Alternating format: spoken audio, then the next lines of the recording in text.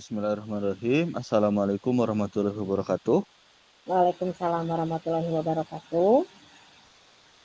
Izin, Mr. Swandaro selaku fasilitator, Miss Siti dan juga Miss Sofi sebagai pengajar praktik. Di sini saya Lutfi bersama Ibu Pipit akan mencoba untuk mendemonstrasikan atau mempraktikkan salah satu metode coaching yaitu dengan menggunakan alur Tirta. Di sini untuk sesi pertama yang akan menjadi coach adalah saya sendiri, Lutfi, dan juga yang menjadi coach yaitu Ibu Pipit Nita Fatimah. Sebelumnya saya jelaskan dulu permasalahan atau topik yang diangkat dalam sesi pertama ini.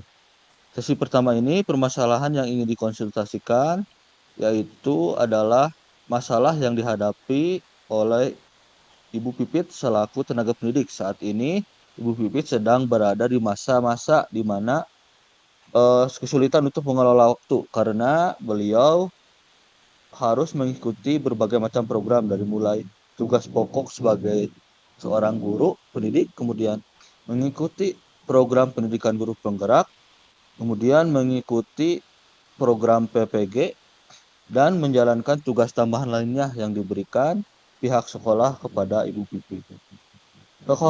Kekhawatiran yang dirasakan oleh Ibu Pipit adalah rasa takut, kesulitan dalam membagi waktu dalam mengerjakan program-program yang sedang Bu Pipit laksanakan untuk beberapa bulan ke depan. Mungkin bisa langsung dilanjut ya. Bismillahirrahmanirrahim.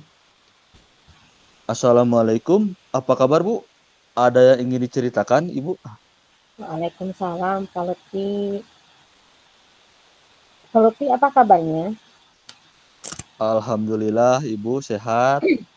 Alhamdulillah, Pak. Tapi akhir-akhir ini saya merasa ada yang mengganjal dalam pikiran saya, Pak. Oh iya, kira-kira apa ya hal yang mengganjal dalam pikiran Ibu? Apakah itu berhubungan dengan tugas Ibu sebagai seorang pendidik, sebagai guru? Iya, Pak, Apakah betul berhubungan sekali. dengan siswa? Atau mungkin masalah pribadi, Ibu? Ini berhubungan erat dengan tugas saya sebagai guru, Pak. Saya boleh curhat, Pak? Ya, boleh, Ibu. Ya. Ya. Jadi gini, Pak. Eh, Memasuki tahun ajaran baru ini, saya alhamdulillah terpanggil sebagai calon guru penggerak untuk 7 bulan ke depan, terhitung dari bulan Juni sampai bulan Desember. Tidak lama kemudian, saya juga dipanggil untuk kegiatan atau program pendidikan profesi guru. Selain itu, saya juga dipercaya oleh pihak sekolah untuk mengikuti kegiatan-kegiatan yang sifatnya boleh dibilang lebih banyak di luar sekolah. Yang menjadi kekhawatiran saya, Pak, saya takut kalau saya tidak bisa membagi waktu, terus saya mengabaikan, ada hal-hal yang saya abaikan gitu, Pak, yang menjadi tugas dan fungsi utama saya sebagai tenaga pendidik. Saya takut anak-anak didik saya menjadi terlantar, apalagi saya itu megang kelas 6, Pak. Saya jadi Ya. bingung, Pak. Kadang saya sering tidak bisa fokus kalau di kelas. Saya juga sering menyambi kalau kegiatan di kelas, mengerjakan tugas-tugas yang ada LMS, membuka tugas yang sekarang ini, baru lagi ada PPG, lantas saya juga ada persiapan untuk menjadi pemateri di tingkat gugus. Kira-kira seperti apa ya, Pak? Apa yang harus saya lakukan, Pak? Ya, luar biasa sekali ya, Ibu. Jadi, berbagai macam kegiatan yang dilakukan tentu saja menuntut tanggung jawab ya dari Ya, setiap program dari mulai CGP tadi kemudian PPG juga kan merupakan salah satu kesempatan yang diberikan oleh pemerintah kepada pendidik, kemudian tentu saja tugas tambahan yang diberikan oleh kepala sekolah. Nah, tentu saja hal tersebut membuktikan ya bahwa kepercayaan-kepercayaan tersebut membuktikan bahwa ibu itu dipercayai baik dalam berbagai macam program yang dilakukan oleh pemerintah maupun dari pihak sekolah sendiri. Kira-kira tugas tambahan di sekolah itu yang seperti apa ya, Bu? Bisa dijelaskan sedikit ya, Bu? Ya, jadi kebetulan saya saat ini mendapatkan tugas untuk mengembangkan praktik ini Pak, apa ya, seperti kelompok belajar gitu Pak. Jadi eh, Iya. kebetulan bulan Agustus ada pengawas baru. Jadi pengawas yang lama kebetulan pensiun. Jadi pengawas saya ini mengharapkan bahwa kelompok belajar ini harus aktif gitu. Dan yang menjadi sasaran untuk bisa mengembangkan, mengaktifkan dan merealisasikannya sampai benar-benar berkembang, CGP yang Ya. dituntut gitu Pak. Nah, salah satunya adalah saya dan rekan saya, tapi saya langsung ditunjuk untuk menjadi pemateri pertama pada sesi perkumpulan di kelompok kerja guru di tingkat gugus Pak. Itu pun bagi saya mungkin masih berat ya Pak, karena ini awal-awal buat saya. Selain itu juga saya sedang menghadapi PPG. Satu minggu ke belakang juga saya disibukkan dengan kegiatan-kegiatan pemberkasan yang harus disiapkan untuk menempuh kegiatan PPG. Ya. Berapa hari, 2 hari lah saya sempat meninggalkan kelas, izin kepada Bapak Kepala Sekolah untuk mengurus surat-surat yang dibutuhkan oleh PTK yang menjadi tempat saya mengikuti pendidikan PPG, Pak. Saya kadang jadi bingung, lebih Iya. takutnya ke tanggung jawab ya Pak ya, karena kita sebagai guru sudah diberi amanat, takutnya hal yang utama untuk saya yaitu mengajar jadi terabaikan Pak. Ya. Itu yang Jadi mengganjal dalam pikiran saya Pak. Jadi saya coba simpulkan ya Bu, jadi salah satu mungkin kegelisahannya ya dari Ibu adalah bagaimana bisa membagi waktu ya Ibu. Jadi dari program pendidikan guru penggerak, kemudian pendidikan profesi guru dan juga menjalankan tugas di sekolah sebagai salah satu pengelola kombel ya atau komunitas belajar seperti itu Bu ya. Iya Pak. Jadi perasaan yang dominan muncul itu ketakutan mungkin ya Bu, ketakutan dan Iya. juga kegelisahan seperti itu. Iya. Selanjutnya, kira-kira ya Bu, selama menjalankan tadi beberapa kegiatan tersebut, kira-kira Ibu menemukan hambatan tidak dalam menjalankan kegiatan-kegiatan tersebut sampai saat ini?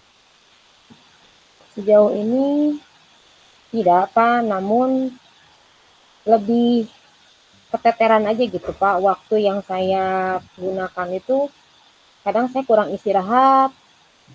Sejauh ini sih tidak ya, karena saya mencoba untuk mengutamakan atau memilah tugas-tugas yang sifatnya deadline ya Pak, atau batas waktu yang diperlukan lebih cepat dibandingkan pekerjaan yang lain. Tapi masih meskipun saya sudah berusaha, tapi kekhawatiran itu selalu muncul, takutnya hal yang utama juga terabaikan gitu Pak. Iya, luar biasa ya, jadi harus bisa membagi fokus ya Bu. Tapi alhamdulillah sejauh ini tidak ada hambatan ya, tentu saja kita harapkan ke Alhamdulillah. depannya bisa lancar ya. Kemudian Ibu kan tadi sudah dijelaskan ada berbagai macam program dan juga kegiatan yang dilaksanakan oleh Ibu yang dilaksanakan secara kurang lebihnya bersamaan.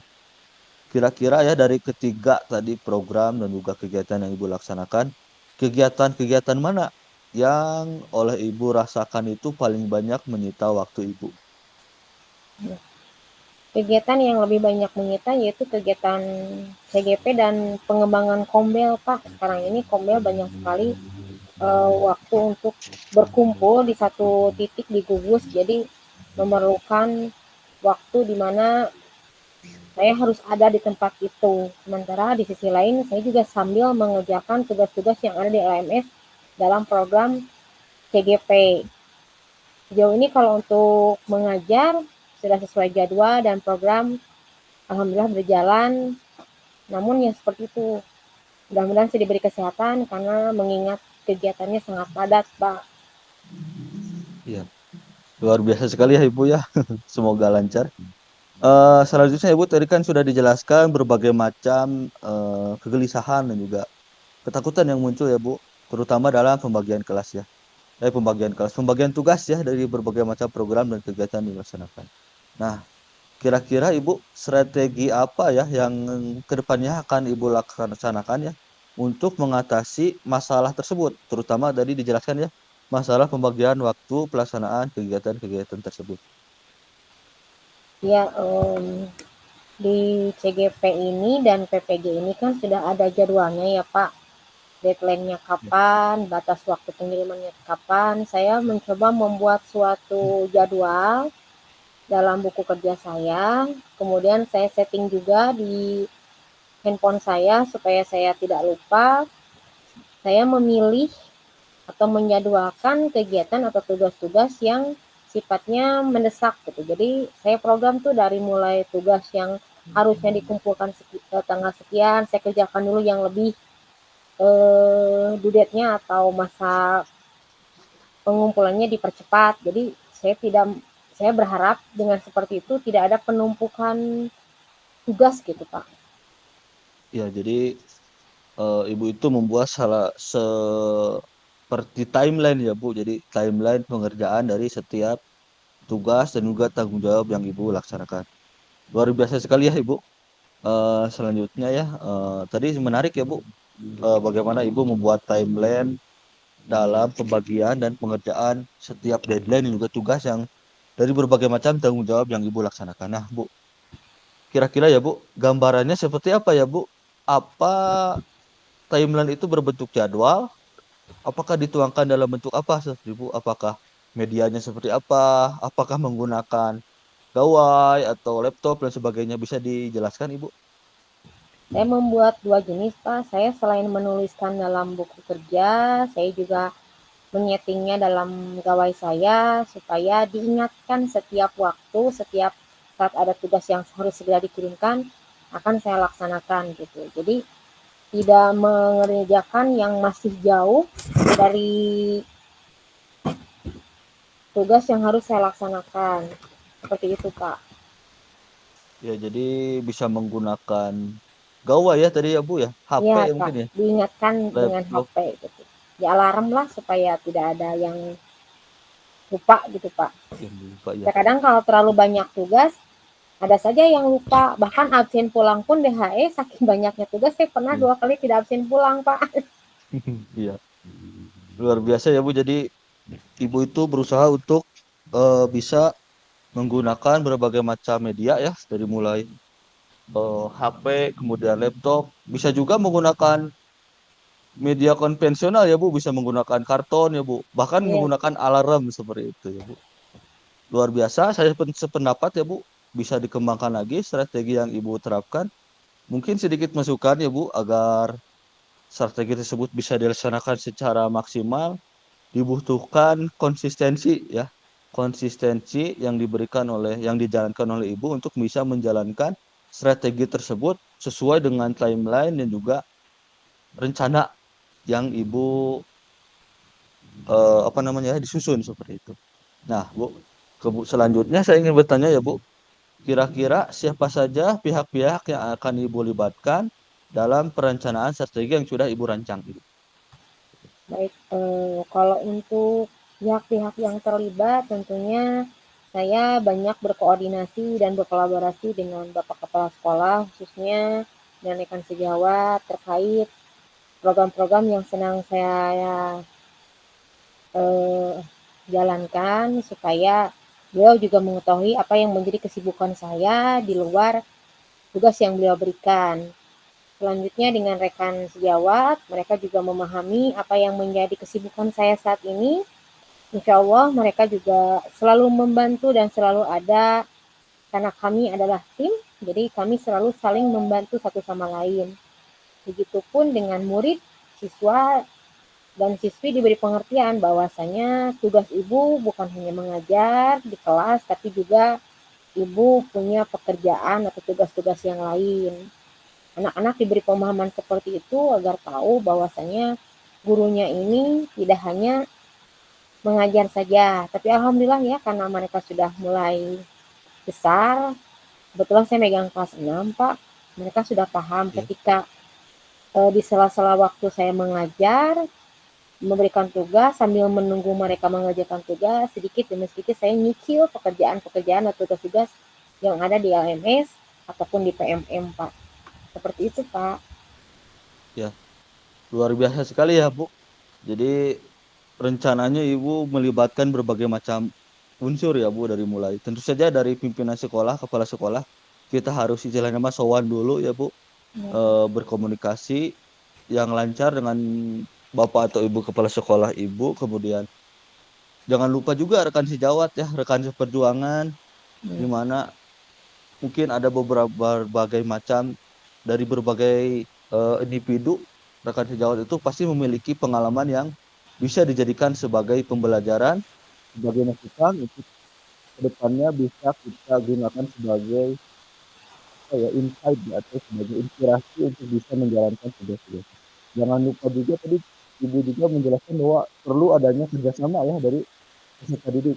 Luar biasa ya, tugas kita adalah untuk bisa mendidik, bukan hanya sekedar mencapai ilmu, juga bisa menerapkan karakter ya, pembentukan karakter peserta didik.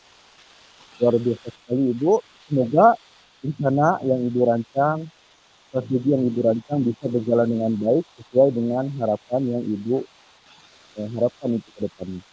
Terima kasih. Ya, Bapak, terima kasih, Pak, untuk waktunya walaupun hanya sebentar, tapi setelah saya berkonsultasi dengan Bapak, saya mendapatkan pencerahan untuk rencana program-program saya ke depan. Mudah-mudahan saya diberi kesehatan dan kelancaran untuk melaksanakan apa yang menjadi tugas dan tanggung jawab saya. Terima kasih, Pak. Ya, sama-sama Ibu. Assalamualaikum. Waalaikumsalam. Dah.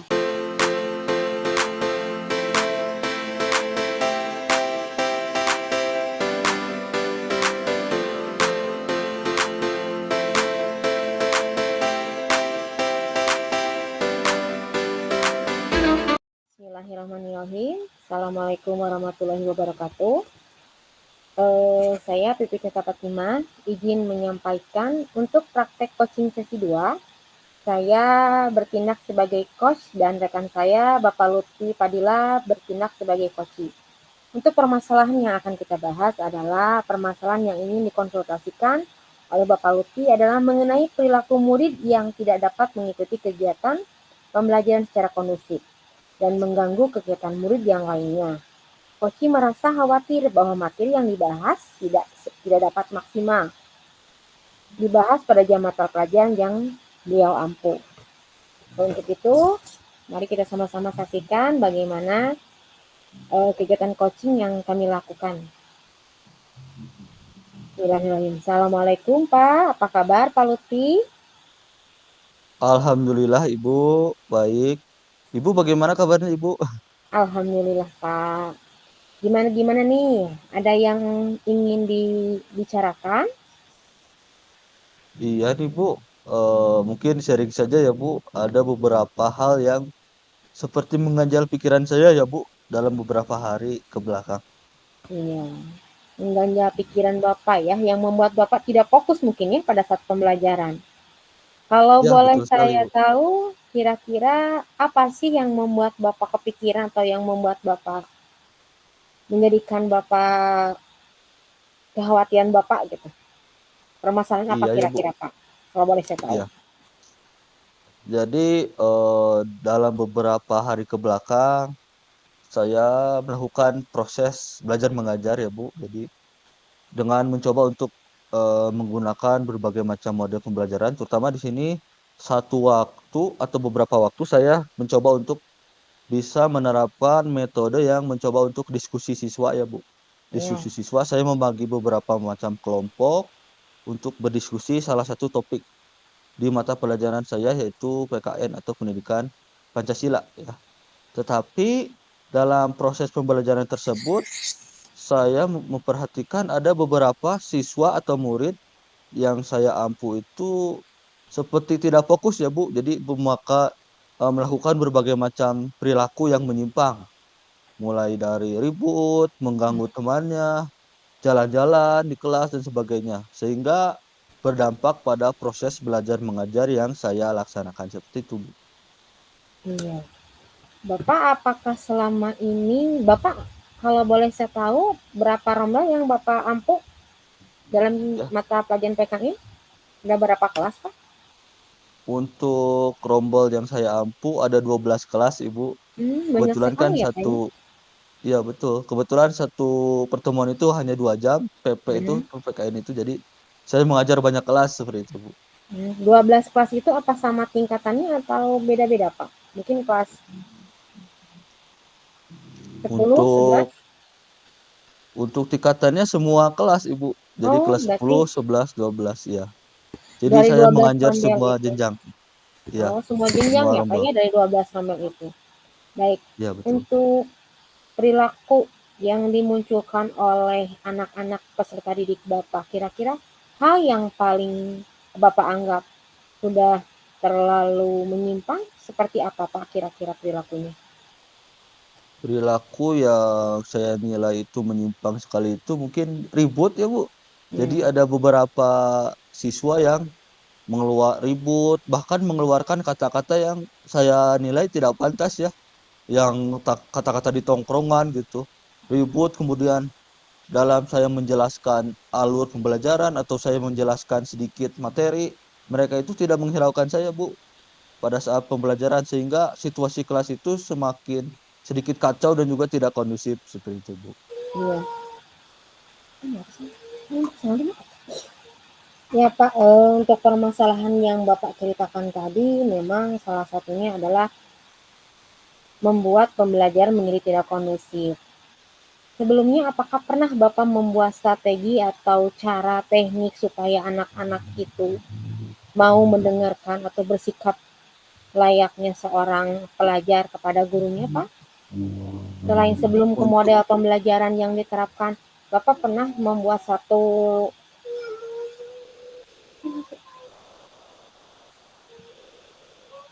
kira-kira ada apa mungkin kegiatannya? Seperti apa mungkin? strategi ya, Strategi. Bu. Ya. Strategi yang saya laksanakan mungkin kalau saya sebelum saya melaksanakan pembelajaran, saya selalu untuk memberikan atau menunjukkan tujuan pembelajaran yang akan kita bahas. Kemudian untuk memfokuskan siswa juga, saya melaksanakan ice breaking ya, Bu. Dari mulai awal pembelajaran, setelah saya menjelaskan beberapa materi atau menjelaskan metode atau mode pembelajaran yang akan saya lakukan supaya murid itu fokus, saya diselingi dengan ice breaking. Tapi Ya. mungkin gak tahu kenapa ya, Bu, ada berbagai macam murid ya, mungkin karakter juga ya, Bu. Ada yang hyperaktif, jadi ingin terus bergerak, fokus. Ada yang fokus kepada HP-nya. Kebetulan kan di sekolah saya ada yang diizinkan untuk memakai HP karena bisa dijadikan salah satu sumber belajar. Kemudian ada yang bahkan tidur-tiduran, Ibu. Tidur-tiduran, tidak fokus, tidur lah ya, menguap dan berbagai macam perilaku ya yang sering ke WC itu jajan. Intinya mah tidak sepenuhnya fokus mengikuti pembelajaran seperti itu, Bu. Ya, Pak. Saya paham dengan kondisi yang Bapak hadapi sekarang ini ya, bahwasanya kita sama-sama seorang pendidik mau tidak mau dihadapkan pada permasalahan yang dimunculkan oleh murid. Setiap murid memiliki karakter yang berbeda-beda ya. Nah, itulah yang mungkin menjadi tantangan untuk kita sendiri, kita semua sebagai pendidik untuk bisa menerapkan kegiatan atau strategi pembelajaran yang diharapkan mampu mengakomodir semua kebutuhan setiap siswa kita. Kira-kira Bapak sudah bisa atau sudah merancang atau membuat rancangan pembelajaran yang sifatnya bisa memenuhi kebutuhan siswa sesuai dengan apa yang telah tadi Bapak gambarkan, Pak? Iya, terima kasih, Bu. Nah, setelah kemarin saya apa ya, mengalami pengalaman yang dalam tanda kutip ya, Bu, kurang mengenakan tadi terkait dengan hubungan dengan murid saya kemudian membaca berbagai macam literatur ya, Bu, bagaimana sih untuk bisa mengkondisikan kelas supaya lebih kondusif, supaya model pembelajaran, metode pembelajaran bisa dilaksanakan secara lancar. Salah satunya saya tertarik untuk melaksanakan pembelajaran berdiferensiasi. Jadi berbagai macam suatu metode atau pendekatan pembelajaran yang bisa mengakomodasi kebutuhan murid. Dari mulai gaya belajar, minat, lain-lain sebagainya. Dan bisa diwujudkan salah satunya adalah dengan menggunakan media pembelajaran yang bervariatif seperti itu, Bu. Baik, Pak. Kalau boleh saya tahu, langkah apa yang sudah Bapak ambil untuk melaksanakan kegiatan pembelajaran berdiferensiasi, Pak? Ya, Langkah awal yang Bapak lakukan apa itu, Pak? untuk langkah awal kemarin saya udah mencoba sih Bu untuk bisa memetakan bagaimana sih kebutuhan murid atau gaya belajar murid. Apakah audio, apakah kinestetik, apakah visual, kemudian mengecek juga Ibu, saya sudah untuk mengecek juga kesiapan belajar dari setiap murid dan juga minat belajar dari setiap murid. Jadi saya mencoba untuk bisa memetakan berbagai macam gaya belajar, kesiapan belajar, dan juga minat belajar murid.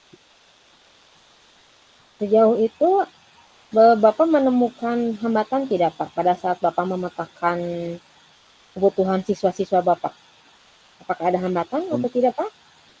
ya, untuk hambatan ada sih Bu, terutama hambatan yang pertama itu yang mungkin adanya keterbatasan waktu ya Bu. Jadi kan dalam pelaksanaan diagnosis tadi tentu saja saya harus bisa menyiapkan ya Bu bagaimana perencanaannya, instrumen yang akan disusun, bagaimana pelaksanaannya, schedule-nya dan sebagainya. Kemudian hal yang menjadi hambatan itu adalah bagaimana minimnya sarana dan prasarana ya Bu.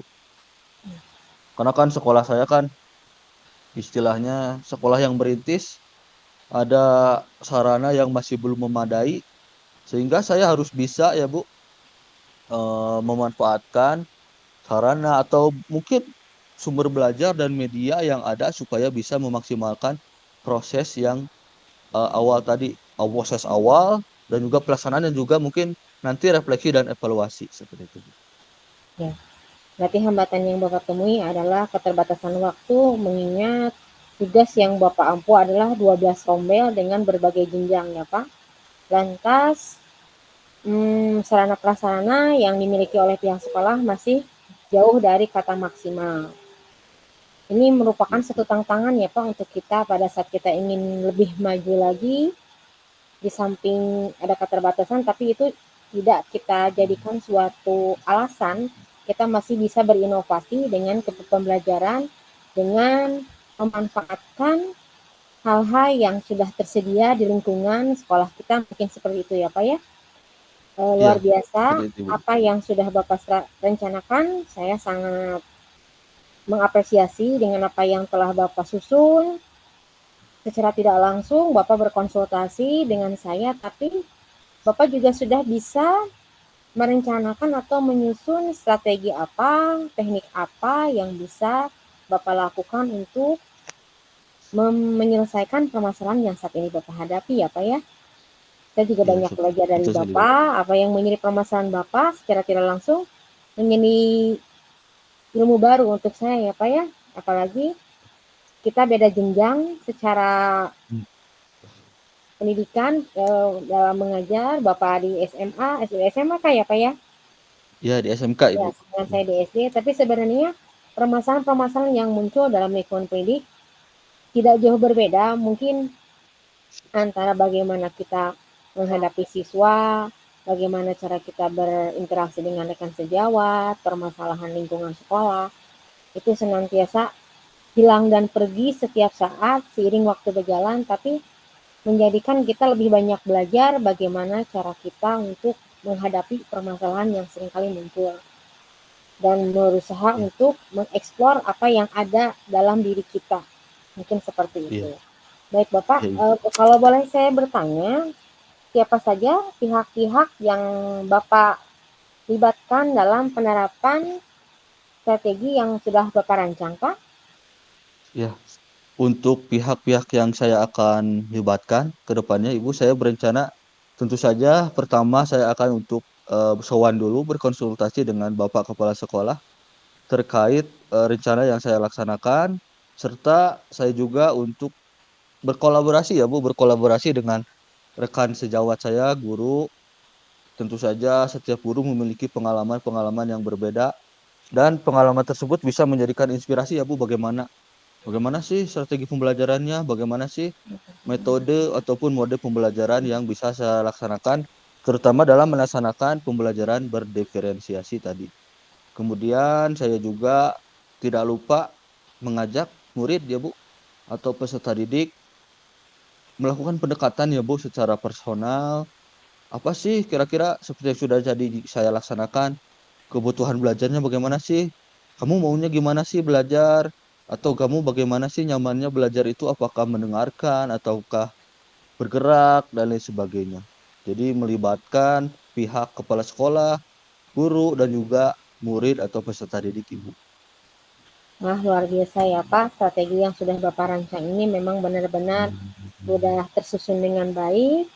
Saya berharap semoga apa yang akan Bapak laksanakan, yang sudah Bapak rancang bisa berjalan dengan lancar dan bisa mengatasi permasalahan yang saat ini sedang Bapak hadapi. Nah, bagaimana Bapak sekarang perasaannya setelah kita sama-sama sharing? Apakah masih Ya, ada yang mengganjal, Pak? Alhamdulillah Ibu, terima kasih untuk masukannya, berbagai macam masukan. Tadi juga kan Ibu mencoba untuk memberikan masukan positif kepada saya, bagaimana sih mengarahkan juga ya Bu. Hmm, Jadi saya juga merasa tercerahkan ya Bu, untuk bisa melaksanakan strategi yang sudah saya rancang tadi. Terima kasih Ibu untuk ya. masukannya. Sama-sama Bapak, sama-sama kita dalam proses belajar. Semoga apa yang menjadi pengalaman Bapak bisa memberikan suatu pengetahuan baru buat saya. Kita diberi kemudahan dan kelancaran dalam mewujudkan dan mencerdaskan kehidupan bangsa ya, anak-anak bangsa. Terima kasih Bapak atas waktunya, terima kasih Ya, atas sharingnya. Semoga coaching hari ini bisa bermanfaat untuk kita khususnya dan bisa menjadi suatu pemahaman baru yang berkah gitu Pak. Terima kasih ya ya, Pak. ya, saya juga terima kasih untuk masukannya. Semoga menjadi ladang ibadah ya Bu bagi Ibu untuk bisa membantu ya saya juga ya sebagai sesama rekan guru. Ya, Terima kasih terima Ibu. kasih Pak. Mohon maaf.